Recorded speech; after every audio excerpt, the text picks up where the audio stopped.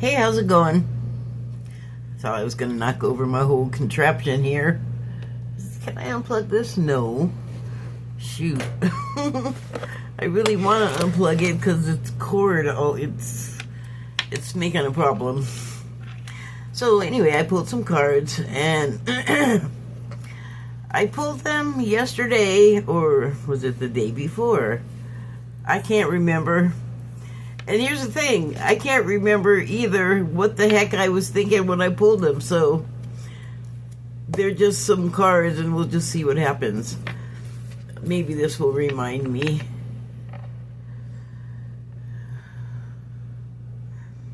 Well, I mean, it's in the tone that I feel.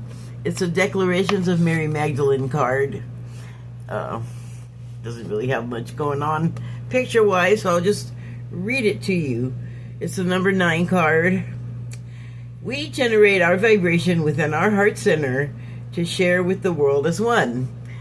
That is an appropriate declaration because what I do have on my mind right now is the way that we have surprised and exceeded, hi kitty, the expectations of our sort of elder siblings, I guess you could call it, the ETs that are helping us with our ascension when we ask for help, unless we are hurting ourselves.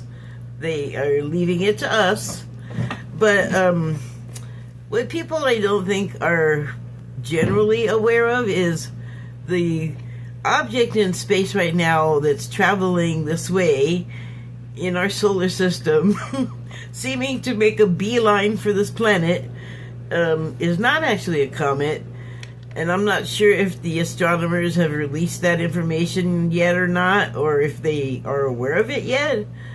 Because I think it just passed Mars yesterday, so it might not be close enough for our devices to measure, but then I am under the impression, and it's not like a guess, I'm under the impression there's installations on Mars, not just rovers. There's like people there that could take measurements of what exactly 3i Atlas is composed of. But we'll all know sooner. Well, actually, I don't know. They being various space agencies, may not feel like they'll tell us. So, Galactic Federation of Light videos will tell you all about it. So the reason why I'm bringing it up, though, sorry, I guess I'm boring the cat. The reason why I bring that up, though, is because part of what it's doing, it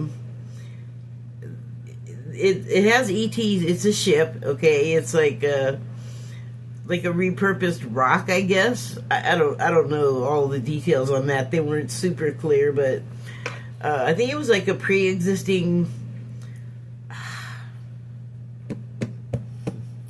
object in space, and they just, moved some instrumentation onto it and made it habitable or something. But they also said that for the most part, the inhabitants of the ship are not incarnate, so they're just vibrationally there. And some people will totally know what the hell I'm talking about by that, and some people might not. And what an adventure you're on. So anyway, the mission of the ETs and the ship itself is to help with the ascension of Earth by sending positive energies. That's it. It's not like shooting things at us. It's not violent. It's not even going to stop unless something changed. But as far as I know, it's just going to cruise past and, leave sparkles of good vibrations in its wake or something. Look, I'm just a layman here. I don't know, like, all of the astrophysics of whatever's happening. pardon me, but it's not out of alignment with what this card is talking about, because we generate our vibration within our heart center to share with the world as one. And here's what I've been thinking about the sentiment of that card, as well as what I was saying before too, is that like existence for sentient beings is like being on a spider web or a waterbed where like pre-psychic or the return to telepathy, not psychic, telepathy. So pre-telepathy or the return to telepathy, or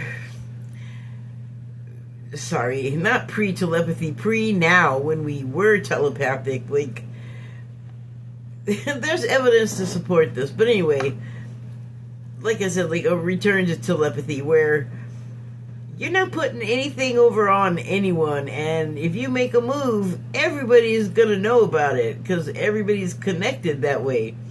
We've just sort of turned off the intersections, so the signals are not getting through, and also we don't use our ability to be telepathic. Not many of us, and not much anymore. Although, I mean, I've certainly had instances where it's been working just fine, except it wasn't deliberate. It was just always. I can think of one instance. I've mentioned this before, but I was with a caregiver at Walmart, and I was thinking about her, and she was standing right next to me. I was just all, she's probably gonna something with some object of food she bought for her family, and like it was just an innocuous thought, and she's all, what'd you say? And I'm all, wait, what? She was there, but I did not say it out loud. Like it was just reminded me, like, oh, we do have that ability. It's not just in a movie where it's somebody stealing from your mind. So the Ascension thing and the Atlas, the 3-eye Atlas flying through with its, mission of spreading the love. I know I'm laughing, but that's what it amounts to, pretty much, is kind of helping us excavate the conditioning that we've had. It wasn't always, it just seems like it's very recent, but it sure took quickly. Although, maybe I'm a dreamer. Maybe it was just more people thinking that way all the time, which I know there are, and by that way I mean just kind of hateful of other people and differences in people. And yes, somebody from a foreign country may have a smell, but it's not a bad thing. Like, they eat different spices, and every time I've heard someone complain about that, I'm like, well, what do you think they smell like? Like, I'm trying to figure, like, what's the problem? And basically, it's because of what the people eat. Like, one person I knew hated riding the bus because there'd be a lot of Mexicans on there, and she'd be all, it smells like cumin on there, and I'd be like, I mean, okay, you smell like parsley stems or whatever you eat, Bambi, like, I don't know. But Indian people have a problem with them and their smell. It's like, okay, but they eat there's a lot of spices in their food. Like, it's not bad, it's foreign to you, I guess. I don't know. It's like a weird thing, but how did I get there from wherever I started?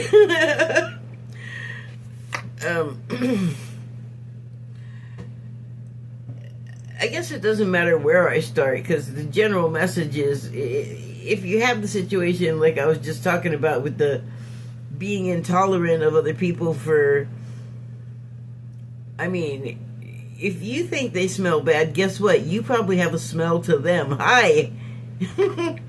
these things tend to work both ways. That's what I'm doing, giving you both directions. I'm not fanning a fart. I'm giving you both directions. Fanning farts is like this. No, just kidding.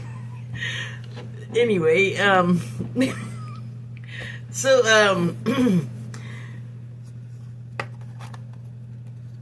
yeah, I have a feeling that is really simplifies the whole, spaceship and other things by saying, yeah, it does kind of all boil down to love. Like, that is the goal. Like, getting all of the other crap out of the way.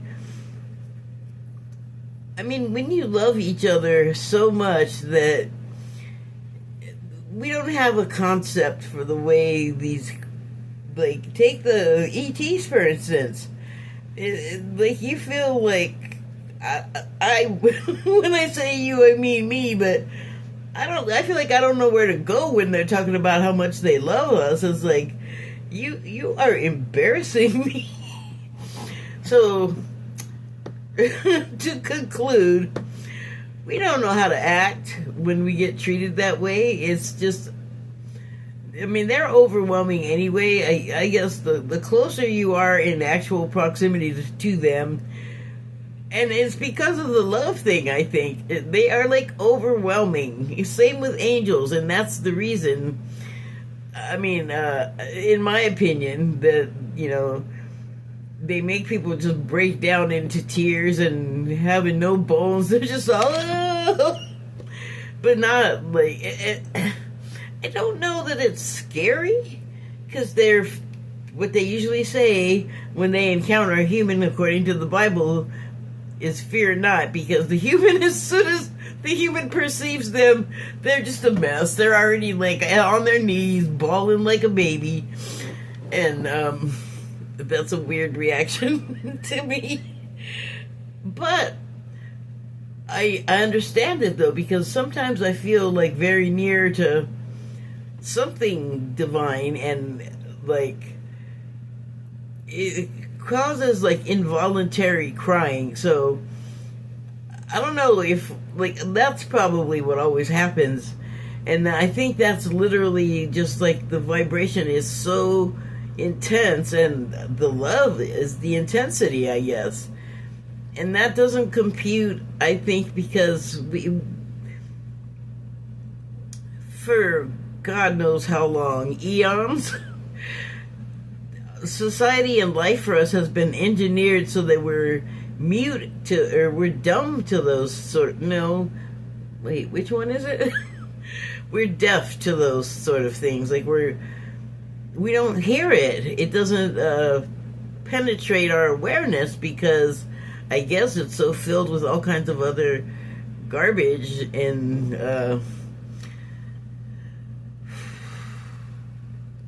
the world we live in. And then the thing I'm talking about is, like, kind of two different nations, two different worlds, perception wise, and but one, you can't do one without the other. Like, you put it this way, you can meditate all day and all night if you want, but somebody's got to work and pay some bills. Like, you can't completely escape the outside world to go to the world of the spider web of meditation, where you could even go so deep that you have left the astral plane and gone to another one, or however that works, I don't know, but and you can do that, but you can't, I don't think, do it all the time forever. Like, you gotta be somewhere to do it, and you can't just sit around on the street anymore. You can't even fall asleep in public anymore, I don't think. So you can't, like, avoid one world and be completely in the other, is what I'm saying. And I don't know why I'm saying that. I feel like I'm getting so far away from my point, which was, what the Ascension will teach us is how to, like, be loving, or I don't know that it'll teach us to be loving to each other. It will, for me, and the way I've seen it described, is it reminds us, it helps us remember, as do the ETs, because oh my gosh, there's so much that we have sort of switched off and out of sight, out of mind. Like, we no longer have the skills that we used to have, like the telepathy. The ability to be a telepath has always been there, but if you don't exercise the muscle, if you don't use it, then it's what's the word? It's atrophied, so it's not going to work. It's just going to be, have you ever tried to walk on atrophied muscles?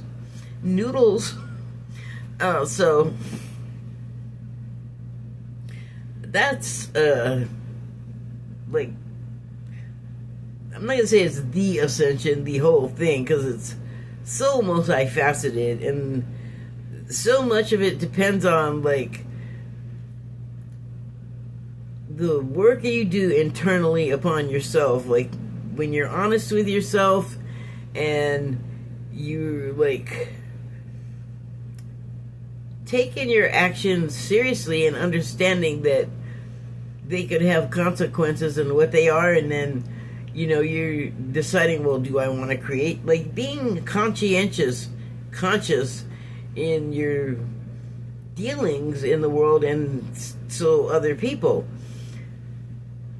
and you can live in the world like everyone's at your disposal and they're just there, for your benefit or for your use or whatever. But that's not, I mean, there will be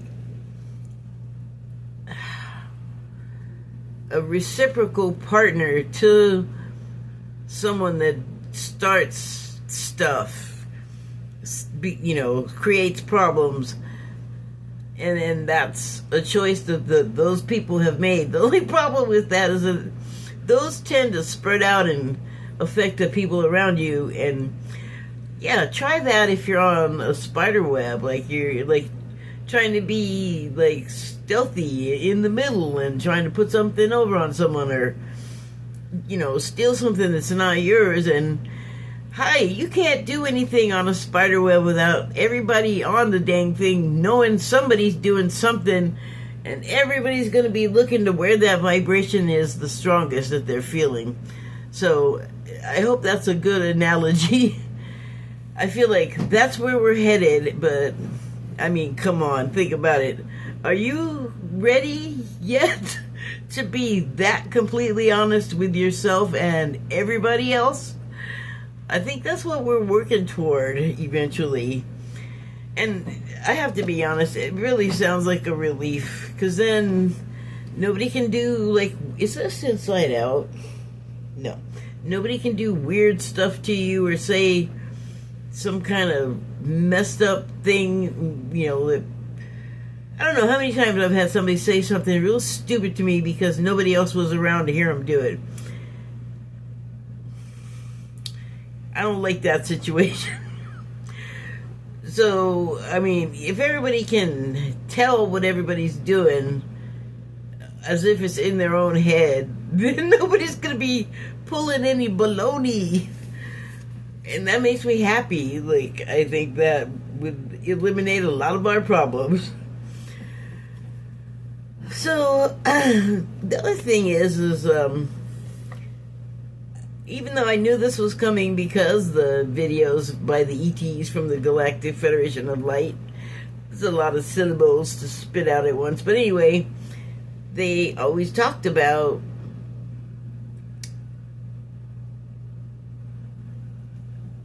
sort of like a,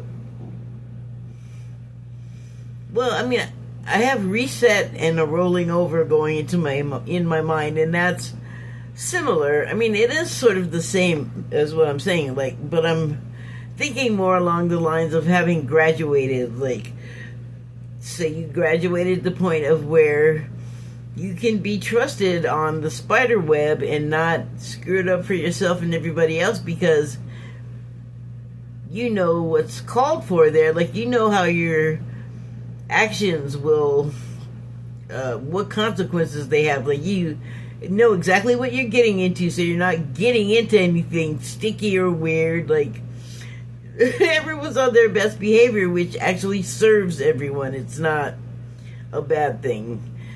So, and maybe it's like today where I can't even remember what I was thinking when I pulled these cards, because I know I was looking at something in my notebook, but I looked in my notebook and nothing was really ringing a bell, and I was like, that's weird, because I know that that's where I was coming from when I pulled the cards. And then I did look at the cards, just briefly when I was putting them aside before this, but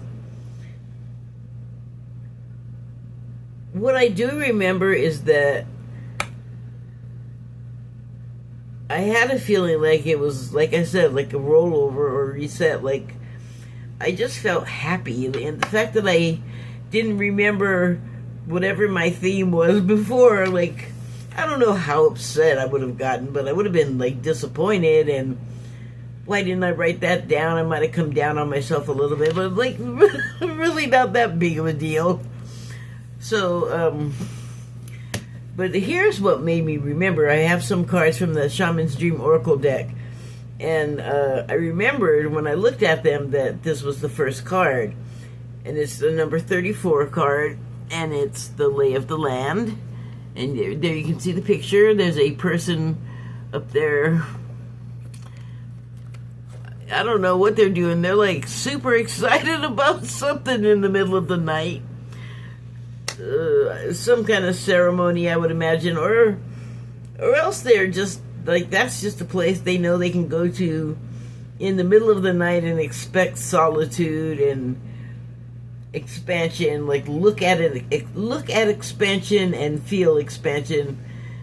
And then these things down here all over the place are these discs, and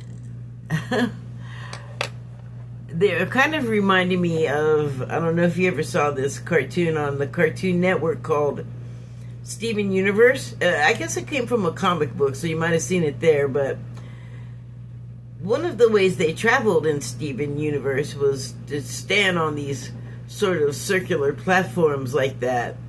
And I've been like dimension crazy lately, although I don't know that they refer to it this way, but they would have been going to other dimensions. There's a whole storyline, so I'm not going to even go there, but it is one of my all-time favorite cartoons that I didn't even start seeing until I was an adult, so I don't have like the kiddie associations where it's like that kind of nostalgia. It points to so much more, like a lot of cartoons do, but this one really does. It has like crystals in it, and the crystals have personalities, and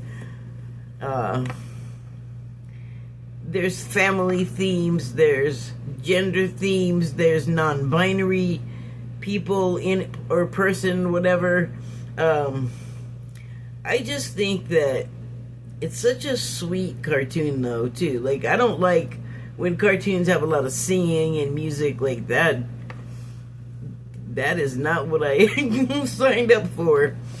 So it has a lot of them, but the songs are catchy and simple, and they work within the story, and it's just very cute.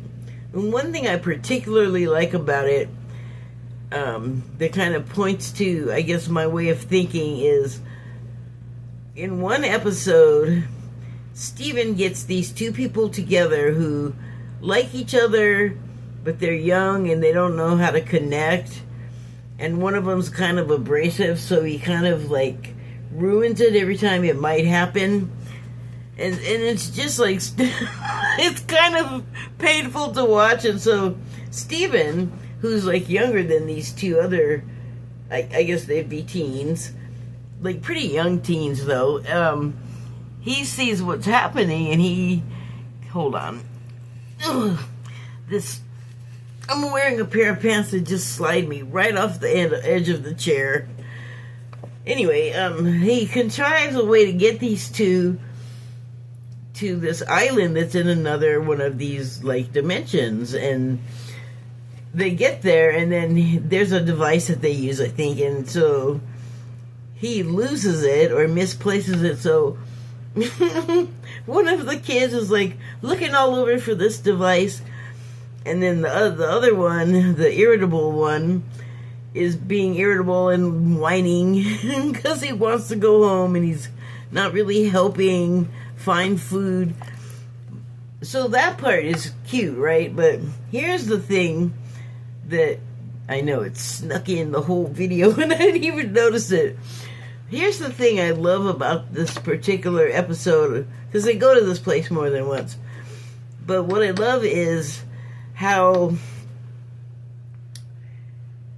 Steven brought them there and like, oh, I already said that. Okay, so the thing that I like is when they have to eat food, like they get together and they have to catch fish, so they end up spearfishing, and one of them is really good at it, one of the teens. And then the other one begins to like really respect, like, wow, this one is so resourceful and I never even really saw them that way before. And the irritable one, it takes a while to come into his own. Like, he doesn't really do it in this particular episode, I don't think. He really stays kind of a pain and oblivious, but he does sort of realize that, like, the two people he's with care for him very much and then will really take care of him, and whenever something goes wrong, they try to help and fix it, and he's just like, blah, negative, this is terrible, and we shouldn't have done this, and I'm swimming. But anyway, so they're spearfishing, and I kind of go, like, I waver or oscillate between, like, totally vegetarian or, you know, sometimes I'll, you know, omnitarian, I guess. But if I could, like, if it was the right nutrition that I needed and I liked everything enough to stick to it, I would prefer to just be a vegetarian. And so all they're really eating on this, back to the cartoon, all they're really eating in this dimension is the fish. And the fish they just smile, like, even when they catch them, they're just all, hi, and they're like, especially Steven is like, oh my god, it's so cute, I can't eat it. And then the hunter one is like, eat it, we don't have any food. But the food itself is just like so willing and so like, we're here to nourish you, we're whatever you need, we're happy. And I just thought that was the sweetest thing. Why? You're gonna think I'm nuttier, but we can experience very close to that experience when we generate our vibration within our heart center to share with the world as one. I keep repeating that because that is like the main tool set that we have for getting the ascension up and rolling and happening and fulfilled, is getting to the right vibration, sort of, well, not sort of altogether, getting there at the same time long enough. Like, we're building a strength at that. Like, we're doing it, but we could do a lot more. Like, we need to do a lot more, and we could do a lot more. There's more of us awakening and joining right now, so it's looking better all the time. And by it, I mean, this is going to improve the world for everyone. It's going to improve everyone's station. People's comfort levels will be improved. And, you know, part of it is, like, getting to the vibration that's so high that it eliminates a lot of the things that cause us problems, or that we have problems with. Like, we would not have a lot of these problems if we could maintain the high vibration all the time. So we're getting there. We're we're practicing. We're just still learning. So give each other a break. It's the other thing that I don't know if I said it before, but it bears repeating. Like, everyone's trying. It's hard for all of us for various reasons. Like, it might be financial, it might be some sort of inability to access like food or whatever, something like that, or medical services.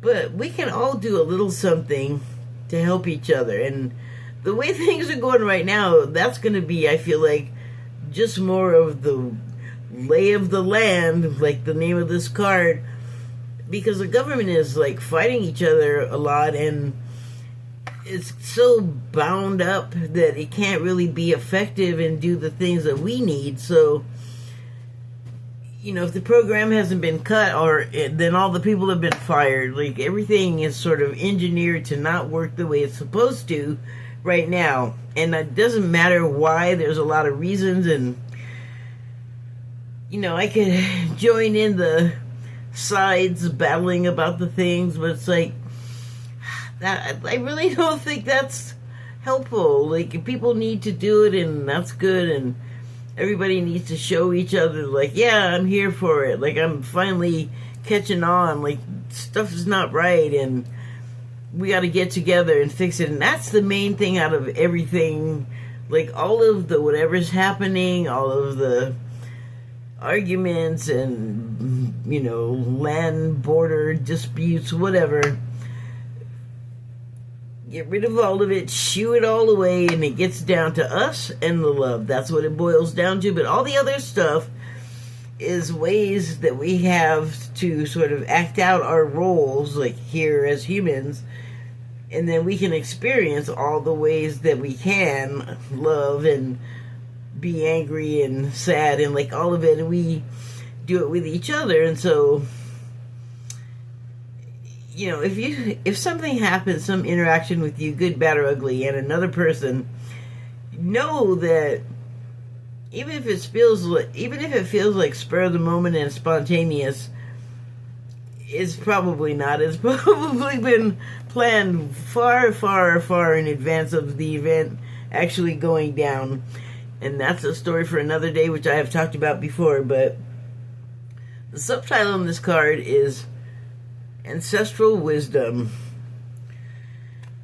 Well, that is something we all need to draw upon, but that is something that comet that's not a comet is helping to unlock, along with all of the things you do with the ascension, with the meditating and, you know, the clean living, you know, exercising, getting enough rest, like really treating your body well.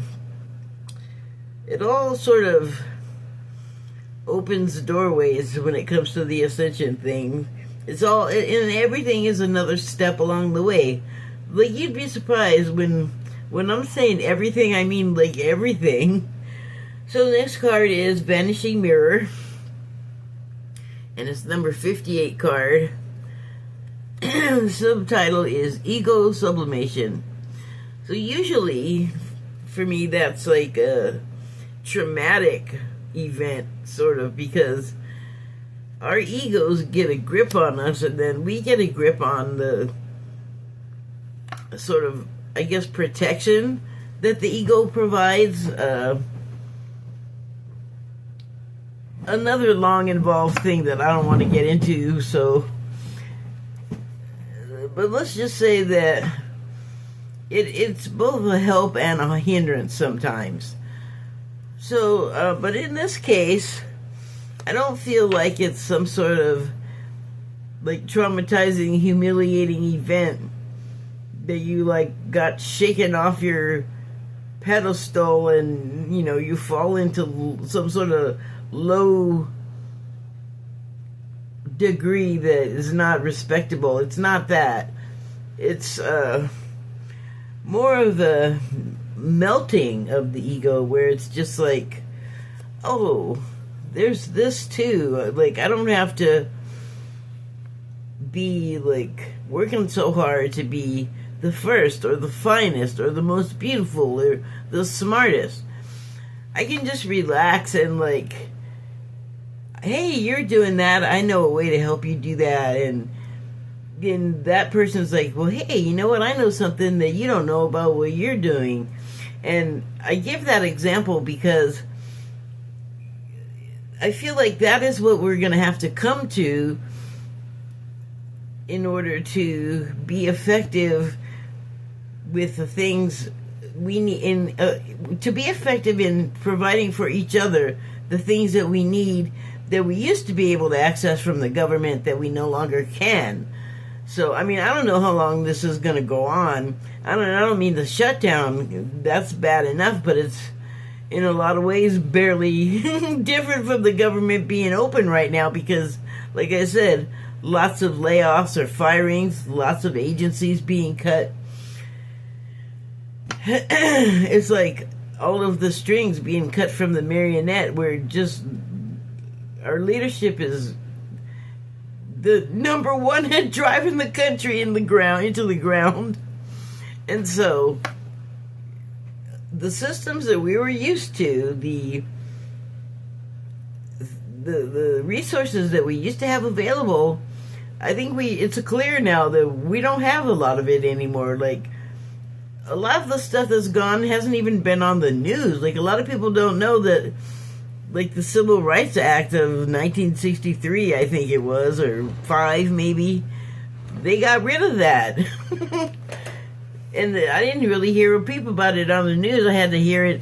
Well, I don't watch the TV news anymore, but I saw it online, which is where I get all of my information. And you can get TV stuff on there, but that's usually not what I'm looking at because it doesn't really tell you anything useful, in my opinion.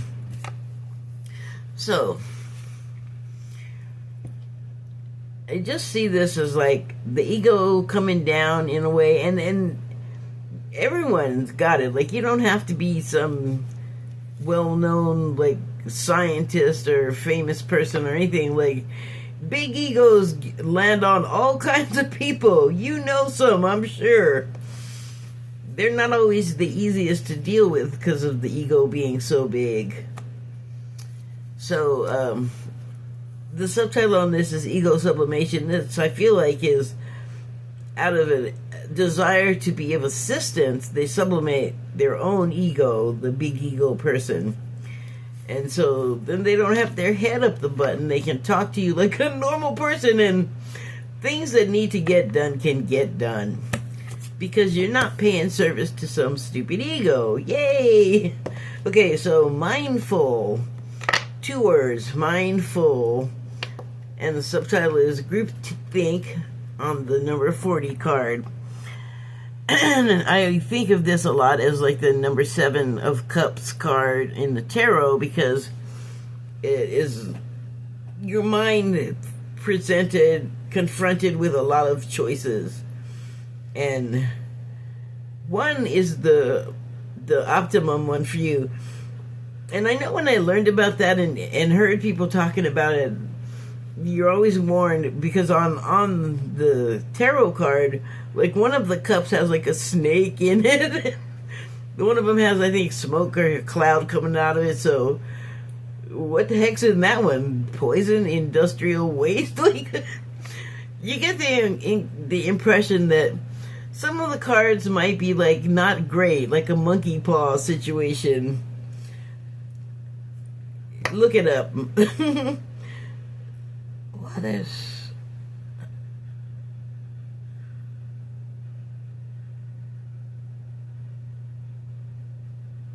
Sorry. These cards have always looked like they have like somebody wrote on them, even from when I brand new opened the deck.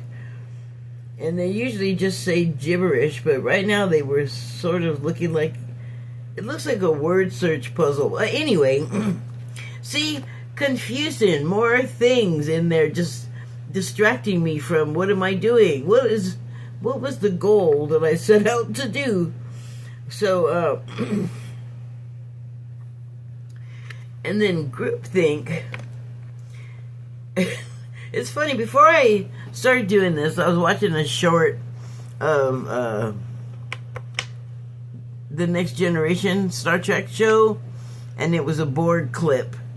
And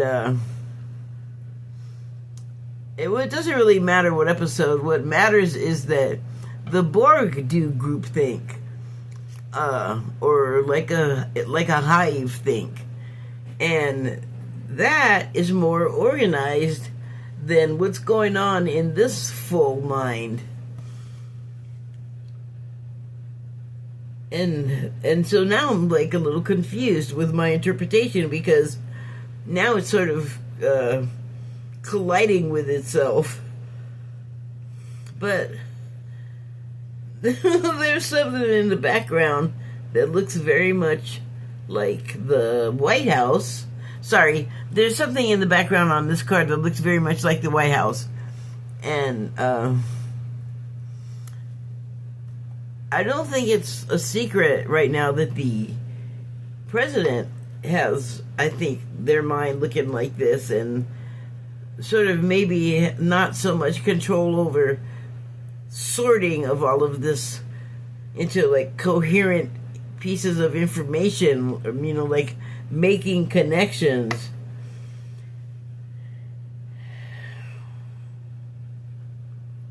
And I think, oh man, how'd they get there? I don't like it, but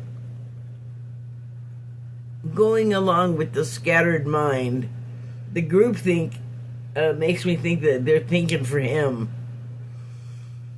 Because, I mean, I don't think he was making great decisions before. They're not my favorite. But, like other infirm presidents, why'd that have to come in the middle of my deal? Yeah. Well, either way, like, I think that could be, like, the United States, too. Like, maybe not so much the people that voted for the current president, although I think there might be some minds, you know, looking back at that purchase with some regret, because he's not doing much of what he said he was going to do, except the way he is doing things is above and beyond what he said he was going to be doing, and he's just throwing in stuff that he wants to do now that I don't think he ever said stuff about getting money back for being prosecuted for crimes he committed. It's like, no, they weren't mistakes, they weren't a hoax. You did the things, and you don't get to decide they're not crimes because you're the president. You have no legal standing. You're not in the right house, the branch of government, for that. But he doesn't. That's not I don't think anything that he's thinking about, to be honest. He got in, and now he's just. Well, he tried to do this the first term. It's just there were people working in the cabinet that were like, "You can't do this. That's not how our government works." The people he has now, no one's stopping him, and I don't understand. Why am I ranting? I don't want to talk about that. Maybe that's. Oh, well, that's right. I did want to talk about this because I don't want to talk about this stuff anymore. Like, I know a lot of people want to talk about it, want to get their anger out, talking about it, you know, saying things about the people. And I understand some people are rightfully angry. I get that. Or, you know, they've been abused by their representative or whatever, but I don't want to. I'm just like I guess I'm over it. Like, now, can we now work on how we're going to fix it? Like I was saying, I don't really want to wait for the government to like get their shit together. I think it's up to us to get ours together. Because we need to. We don't have. And I'm not speaking personally. I'm talking about people that have been in floods or tornadoes or hurricanes, which I don't think there's been that many hurricanes this year. There's been a few. But you know what I couldn't find earlier was any coverage of floods or any natural disasters or natural disasters before like either 4 years ago or 4 months ago.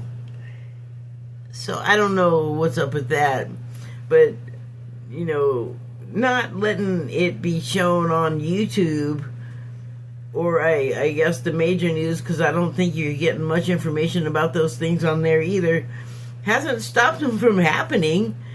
The word that they're happening sure still gets out on the news, and so does the information about where they made landfall. And there's nothing, like, it's scrubbed from the internet, which is terrible, because it's like, then how do we know to help each other? But we find a way, though, and that's what I'm talking about. We're kind of being forced to. And God, I want to say thank you. I'm not mad, because that's us working our way out of the caca-doo-doo we're in right now. But yes, I'm all for it. So the next card is number 15 card, and it's Dust Devil, moving out of stagnation. Okay, so yes, I want to move out of the stagnation, out of the programming and the conditioning, because all of it's led us to where we are right now. A lot of things have been hidden from us. We've been abused, and we're finding out that the abuse was known, and okay, whatever, let it happen in so many areas, and that's not right. There's got to be it not pissing a bunch of us off, making us aware that, oh, we need to do something about that, like, now. And it's kind of overwhelming, I guess, because there's so many areas in the United States, at least. I don't really want to talk about other countries, although we can't even keep our crap to ourselves. I know our president is just bombing people from a distance, and it doesn't seem like people in boats, and it seems like it looks like they have too many motors for his liking, and I don't know if the man has ever cast a line in his life. I don't know what's happening with that, but the point is that is something I know I would like to move out of. The solving problems with wars, I'm over it. Having people go off all optimistic and thinking they're going to protect their country, and then getting where they're going and finding out that what's happening there is not at all what's being sold at home. And then, do you think they're allowed to tell you what's happening? No. And so I know I'm tired of all of the subterfuge. Like, why does everything have to be a lie? I just don't get it. So here is the illustration on the card, and in there you might be able to notice a figure, like a humanoid figure, and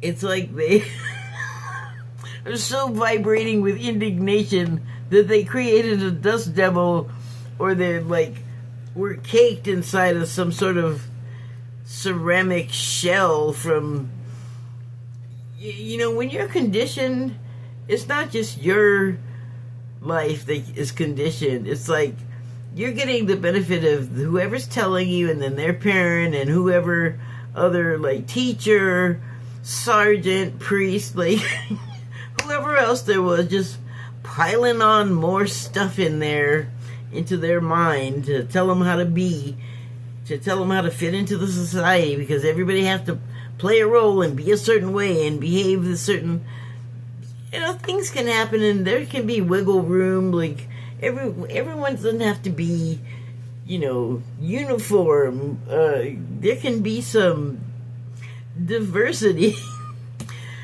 in my opinion.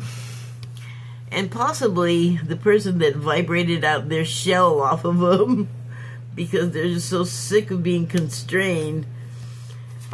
It's just an impression. But like I said, the subtitle is moving out of stagnation. It's got to be clammy in that clay shell. So the last card of these is number 53. and it's Stranger Curiosity. So there is a guy sitting in front of a pond, I know, and he's doing some sort of spell work. But what I'm thinking is, we are the stranger now. Like, we're the stranger in the strange land because it's all new. And, I mean, I don't know. I don't hear anybody saying, I remember when this happened such and such a time. Like, no. It's more like, I've never seen anything like this before. So, whatever's ahead is going to be new. And when we resonate or vibrate together for long and begin to be able to maintain it until that is the common state of being, as opposed to whatever we're doing now. That's going to allow so many innovations technology-wise. We're going to learn so much that was kept back from us, which I can't wait for. Like, there's a lot of excitement about med beds. Either people are excited that they're going to happen, or people are excited to talk about how they're not real and they're never going to happen. And actually, I can't wait for disclosures to start happening so that people will have something else to talk about other than fighting over, you know, Democrats and Republicans. And so the last card I pulled was Frog, which I thought was cool because frogs are go right now. But I looked up frogs, and frogs are good luck. Of course they are. But I love how it's in the rain, because Portland is a rainy, it can be rainy, Pacific Northwest town, and we have frogs fighting with everyone to sort of yank us all out of this and draw us together in the frog army for peace. Peace and love. There it is again. Love. Okay, I guess that's it. Oh. Thank you and good night.